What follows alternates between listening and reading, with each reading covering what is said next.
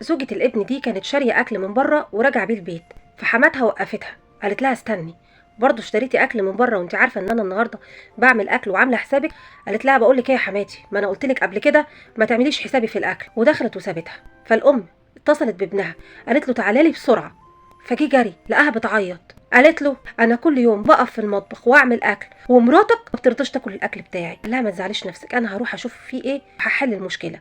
فدخل لمراته لقاها بتاكل، قالت له انا من ساعه ما اتجوزتك وانا لا عارفه اكل ولا اشرب، كل يوم الاكل هو يا بطاطس مقليه يا فلفل مقلي، ووالدتك مصممه على الاكل ده عشان توفر. فقال لزوجته امي مرت بظروف صعبه جدا، علشان كده بتحاول توفر علشان لو مرينا بظروف صعبه، وانتي كمان حقك ان انا اجيب لك كل طلباتك واللي نفسك فيه، انتوا الاتنين صح، مفيش حد فيكم غلطان. الزوج ده ذكي جدا، عرف يحل المشكله اللي بين زوجته وبين امه من غير ما يجرح حد ولا يزعل حد. صلى على النبي في التعليقات.